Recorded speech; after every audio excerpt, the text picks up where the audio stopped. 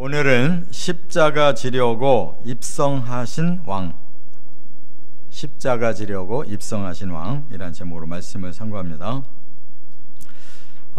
이제 오늘 우리가 이 본문으로 삼은 여기서부터 이제 예수님의 그 사역이 이제 마지막 단계에 이제 이르게 됩니다.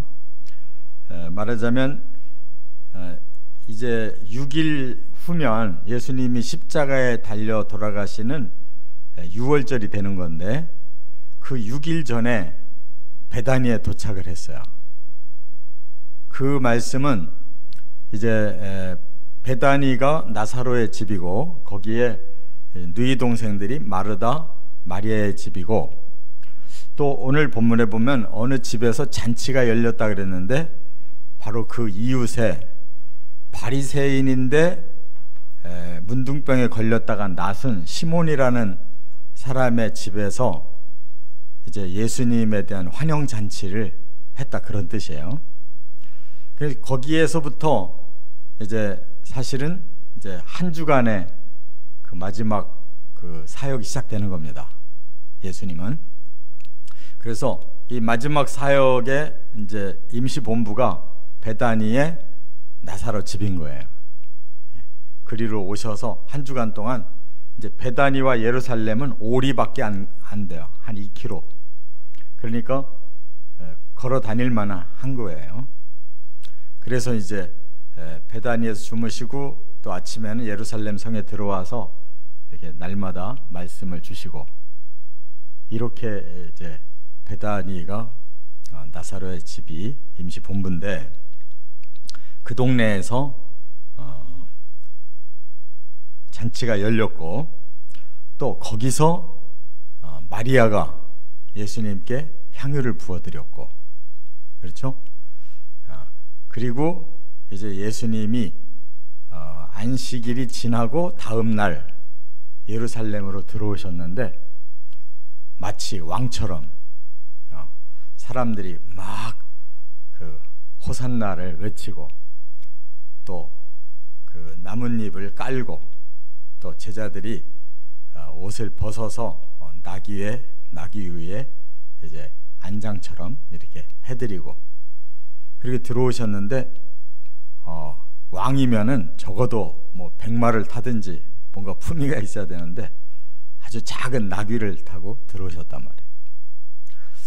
그리고 이제 예수님이 들어오신 목적을, 십자가라는 것을 이제 사람들한테 밝히는데, 아주 기가 막힌 비유법으로 이제 십자가의 원리를 보여주고, 그러면서 이제 금요일까지 예수님은 날마다 이렇게 왔다 갔다 하시면서 말씀을 전하셨어요. 자, 그렇다면 우리는 지금 제가 제목을 십자가 지려고 입성하신 왕이다, 이렇게 제목을 붙였는데, 이거는 신구약을 통틀어서 바로 예수님은 왕으로 오신 거예요. 그러나 구약 성경을 잘못 해석한 사람들은 그 왕이 영웅 메시아라고 하지만 하나님은 일단은 십자가 지시는 메시아로 오셔야 되는 거예요. 그래야 나중에 재림할 때 영웅 메시아가 되는 겁니다. 그걸 구약 성경을 이해를 못 해가지고 이렇게 사람들은 환영하지만, 예수님은 오히려 십자가의 죽으로 들어오시는 왕이라, 그 말이에요. 그래서 세 가지 아주 중요한 메시지를 예수님이 발표하시는 겁니다. 첫째, 우리가 읽은 11장 55절부터 12장 8절 내용은 뭐냐? 예수님의 장례를 준비한 마리아. 지금 마리아가 그 잔치집에 나타났어요.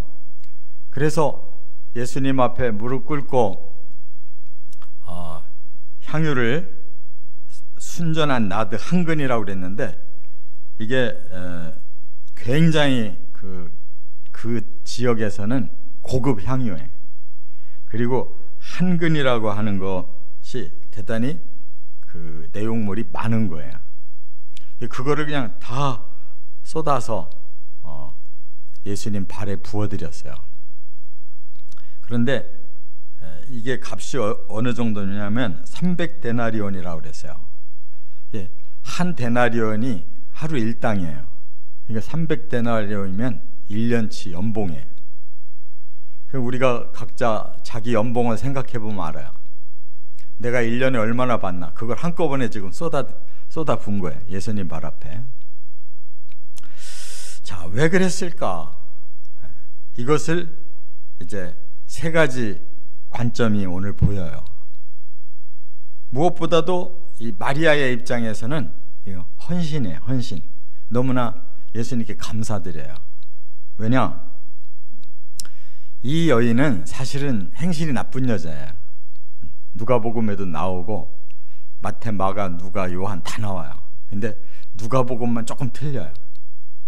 마태, 마가, 요한은 바로 지금 우리가 요한복음에서 읽은 내용으로 마리아가 같은 표현인데, 누가복음에 나오는 여자는 어떤 죄 많은 여자가 이렇게 나온다는 말이에요.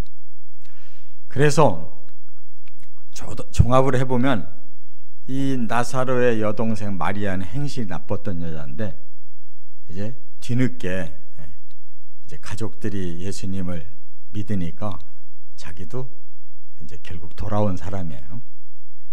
거기에다가 지금 마리아의 큰 오빠 나사로가 요전에 죽었다 살아났잖아요.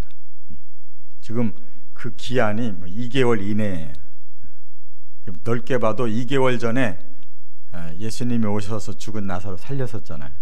그리고 지금 다시 이제 예루살렘 공식 입성하러 지금 그 집에 온 거니까, 마리아나 마르다나 뭐 나사로나 뭐 할 것 없이 예수님이 영웅이죠. 그래서 그 바리새인 시몬이 바로 예수님을 자기 집으로 모신 거란 말이에요. 그런데 이 마리아의 입장에서는 자기도 예수 믿고 구원받은 게 너무 기쁠 뿐만 아니라, 또 자기 오빠도 살려주신 예수님이 너무 감사할 뿐이죠. 그래서 지금 향유를 부어드린 거예요. 그러니까 그 구원받은 기쁨과 또 오빠를 살려주신 그 기쁨이 너무너무 커서 뭐 1년치 연봉이 문제가 아닌 거예요. 지금 더 있으면 더 바칠 마음이 있는 거란 말이에요. 자, 이런 헌신적인 가치를 그 여인을 통해 우리가 깨달을 수 있는데, 또 엉뚱한 또 다른 가치로 그것을 질책하는 사람이 있었어요. 그게 누구냐? 가룟 유다예요. 가룟 유다는 그걸 보고 막 화가 잔뜩 난 거예요. 그거 팔면 300데너리한테면 그거 가지고 이웃을 구제하면 얼마나 가치가 있겠냐 이거예요. 발에다가 쏟아가지고 다 허비해버렸대요. 그런데 여기 요한복음에 가룟 유다의 이 말을 어떻게 해석해 주냐면, 그는 도둑이래요. 예수님의 그 제자들이 함께 공동생활을 하니까 이 사람이 회계를 맡은 사람이라고. 근데 돈을 뺏어 쓰고 있는 사람이에요. 회계 맡았는데 완전히 도둑놈이지. 고양이한테 생선 맡긴 격인 거예요. 그래서 지금 이 말을 하는 것도 겉으로만 윤리적으로 훌륭한 일을 할 수 있는데 왜 그 돈을 허비했냐고 하지만, 속으로는 그 재정이 자기한테로 헌금이 되면 자기가 뺏어 쓸 텐데, 지금 그거를 지금 의미하고 있는 거예요. 이 세상에 남들과 함께 좀 나누어 가면서 살아야지 하는 사람들이 많은데 정작 자기는 안 해.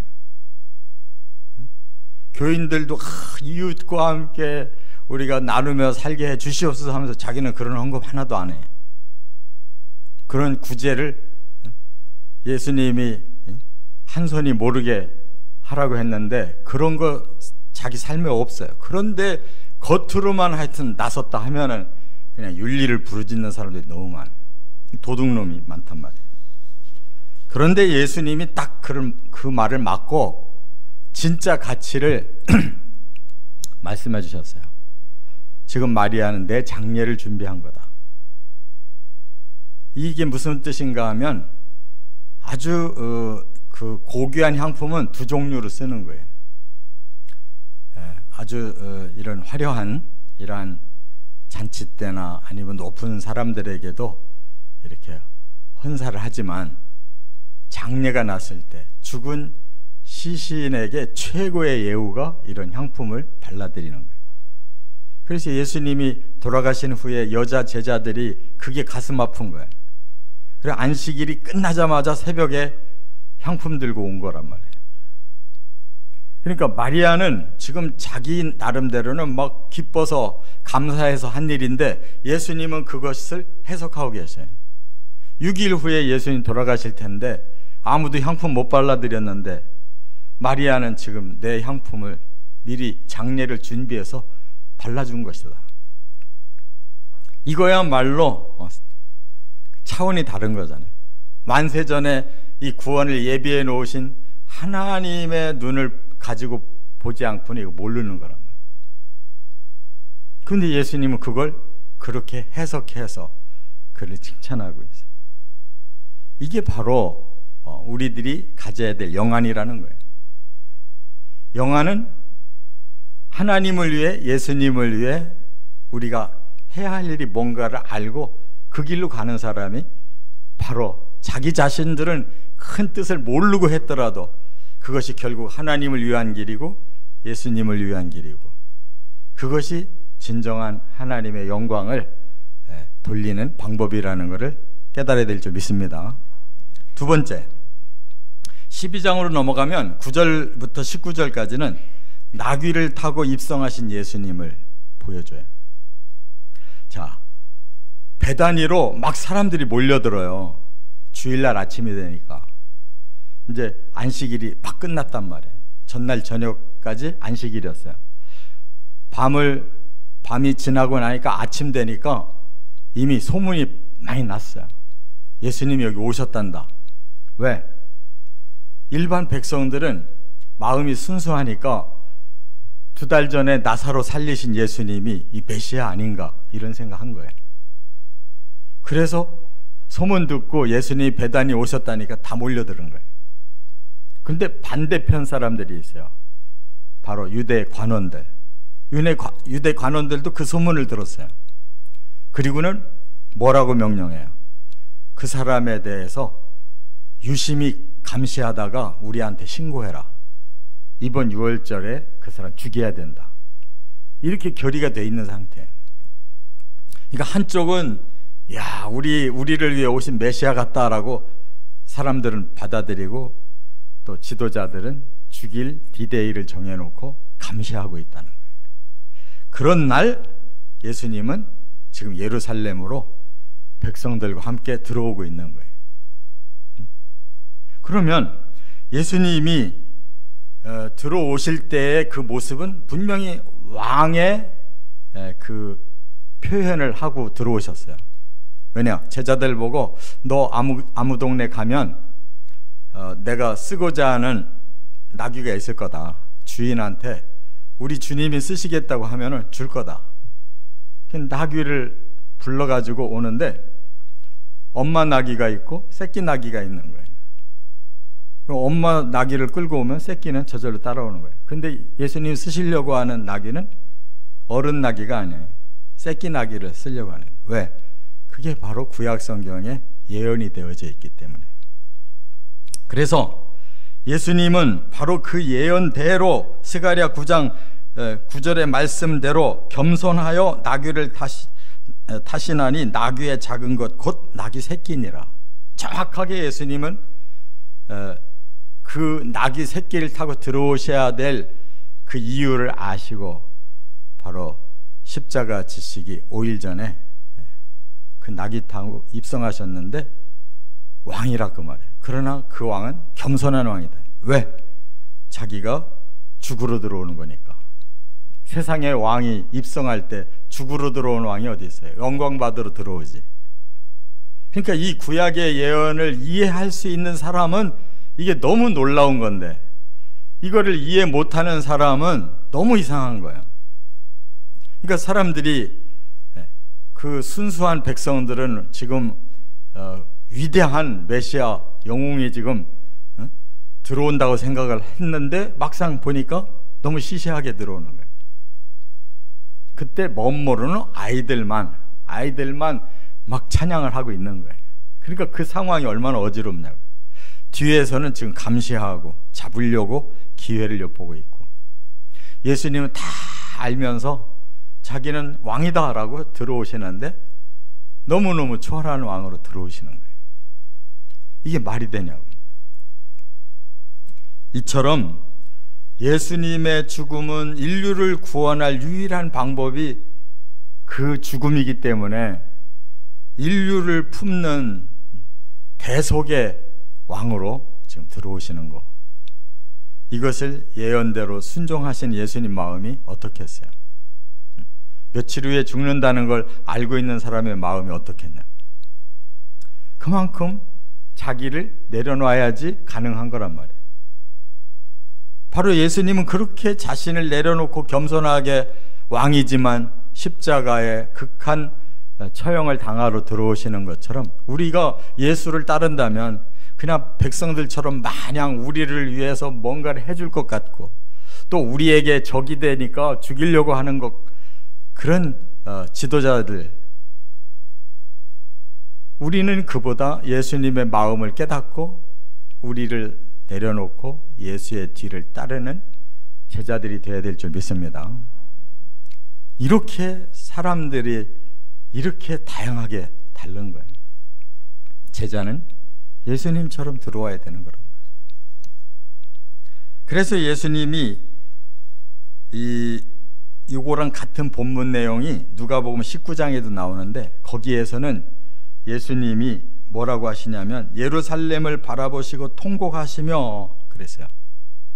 지금 베다니에 우리 성지순례 가면 베다니 쪽이 이 감람산 쪽이라는 걸 알거든요. 거기서 감람산을 이렇게 넘어서 이렇게 예루살렘 쪽으로 들어오게 돼 있어요. 그러면 거기서 보면은 예루살렘이 훤히 앞에 보여요. 그러니까 동쪽에 그 감람산이 있거든요. 감람산을 넘어올 때 동쪽에서 서쪽을 보면 예루살렘 성이 확 펼쳐진다. 높은 언덕에서 그 예루살렘 성을 내려다보게 돼요. 그 자리에서 예수님이 베다니에서 들어오시다가 그 자리에 서서 우셨다는 거예요. 왜? 뭐라고 하셨어요? 결국 내가 평화를 주려고 오는데 결국 이들은 그 평화를 모르고 결국은 자기들 스스로 이렇게 로마를 대항하고 이러다가 이 성이 멸망을 받는구나. 참 평화를 몰라서 이들은 스스로 멸망을 당하는구나. 왜? 그로부터 한 40년 후에 유대인들은 이제 메시아도 지금 현재 다 희망이 꺾였고, 그러니까 자기들이 직접 그 구약 시대처럼 혁명을 일으키려고 그래가지고 혁명을 일으켰는데 로마에게 완전히 박살난 거예요. 그래가지고 예루살렘 성뿐만 아니라 이스라엘 백성들이 완전히 가나안 땅을 쫓겨나요. 그래서 1876년 동안 해외에서 집시 노릇을 한 거라고. 그거를 예수님이 보시고 예언하는 거예요. 그 예루살렘 성으로 들어오시면서 자기가 이렇게 대신 죽음으로써 사람들에게 진정한 복음을 주고 평화로운 구원을 얻게 하려고 지금 들어오고 있는데, 그들은 그걸 반대하고 예수를 죽이면서 나중에 혁명으로 나라를 얻겠다고 하다가 1800년 이상 멸망당했단 말이에요. 그거 내다보시 예수님 우셨다고 그랬어요. 오늘 평화에 관한 일을 알았더라면 좋았을 것을 하면서 너희들이 눈이 숨겨져서 결국 이렇게 스스로 멸망의 길을 가는구나. 우리는 평화, 예수님의 십자가의 평화로 세상을 구원하는 거지 혁명으로 구원하는 거 아닙니다. 우리가 순교를 당하면서 우리가 죽으면서 남을 살리는 게 십자가인 거예요. 예수는 그렇게 사셨는데 우리는 이제 기독교 세력이 커졌다고 막 세력화해가지고 힘으로 밀어붙이는 선교를 하면 그게 온전하겠냐. 그러니까 오히려 더 세계적으로 기독교가 더 위축되는 이유가 바로 그러한 힘의 선교를 하기 때문에 그런 거예요. 끝으로 세 번째, 그래서 이제 12장 20절부터 36절에 예루살렘에 들어오셔서 예수님이 밝히신 십자가의 원리를 예수님이 설교하신 거예요. 세 가지 원리로 가르쳐 주셨어요. 하나는 하늘의 미랄 원리. 그게 뭐예요? 사람들이 많이 지금 운집해 있잖아요. 그 중에 헬라인들이 왔는데 헬라인들이 예수를 만나보고 싶다는 거예요. 이 헬라인들이 왜 예루살렘에 왔냐면 그들이 유대교를 믿게 된 거라고. 해외 헬라 사람들인데, 그래서 그 사람들이 와가지고 예수 소문을 이미 밖에서 외국에서 들었다는 거죠. 우리 여기 6월절에 온 김에 예수님 좀 만나고 가자. 예수님의 제자들이 소개를 해서 오게 된 거예요. 그때 예수님이 이제 영광을 얻을 때가 되었도다 그랬어요. 그 말은 뭐냐? 십자가가 무슨 영광이에요? 십자가 후에 바로 이 이스라엘 사람만 구원하려고 하는 게 아니라 이방인까지 구원하려고 하는데 이미 이방인들이 나를 향해서 오고 있구나. 이제 인자가 드디어 영광을 받을 때가 됐다. 십자가 이후에 이 복음이 퍼져서 이방인들까지 다 구원받는 그 광경을 미리 보시는 거지. 그러면서 하늘의 미리, 예수님이 죽으면 이렇게 유대인만이 아니라 헬라인만이 아니라 온 세계의 많은 영혼들을 구원하는 것이다 라고 하늘의 미랄로 십자가 원리를 설명하고 있단 말이에요. 얼마나 심오해요. 응? 이게 구원의 방법이라는 말이에요. 이게 세상을 구원하는 방법인 거예요. 지가 죽어야 남이 살지. 나만 살겠다고 그러면 남 다 죽이는 거잖아요. 세상의 원리는 십자가가 없어요. 근데 진짜 원리는 십자가가 돼야 돼요. 가정에서도 지는 사람이 이기는 거고, 교회에서도 지는 사람이 이기고, 세상에서도 지는 사람이 이기는 거지. 이긴 사람은 나중에 다 죽는 거예요. 예수님은 자기 스스로 내려놓으니까 세상의 구원자가 된 거란 말이에요. 할렐루야. 또 하나, 아버지의 뜻을 이루며 아버지께 영광을 돌릴 때가 되었다라고 말씀해요. 이건 전적으로 예수님은 이 때를 위해 오셨는데 자기를 죽여야 하나님의 뜻이 이루어지고 하나님께 영광이 돌아간다고 지금 십자가를 지겠다는 거예요. 이것처럼 아름다운 순종이 어디 있어요?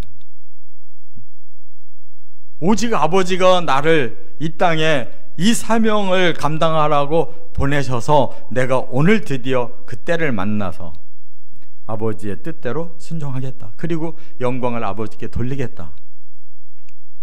예수님이 곧 하나님이신데 자기 자신을 이렇게 미천한 인간으로 스스로 낮추고 죽기까지 복종하시는 그 예수님의 모습이 가장 아름다운 십자가의 모습이란 말이에요.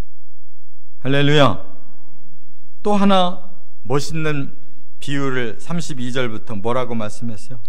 어두움을 내쫓는 참 빛이 바로 여기 있다. 이 빛이 사라지기 전에 너희는 이 빛으로 나와서 믿고 구원받아라. 이렇게 말씀했어요. 이건 무슨 뜻이에요? 빛은 언제까지나 비추는 게 아니에요. 빛이 끝나는 때가 있는 거예요. 근데 지금 사람들은 바로 그 빛을 보고 있는데 빛을 오히려 거부하고 빛을 오히려 덮어버려요.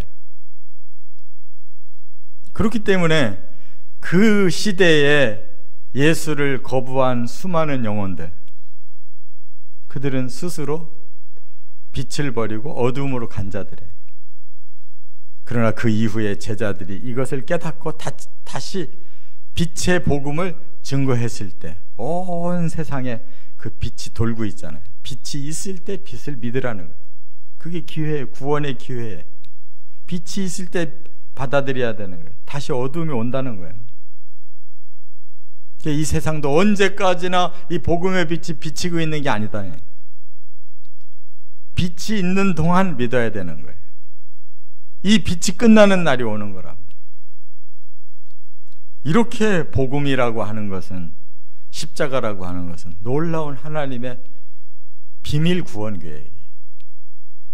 우리도 그런 영적인 깊은 차원의 말씀을 좀 깨닫고 우리 자신부터 적용을 해서 이렇게 십자가의 정신으로 살아가는 저와 여러분 되실 주의 이름을 축원합니다.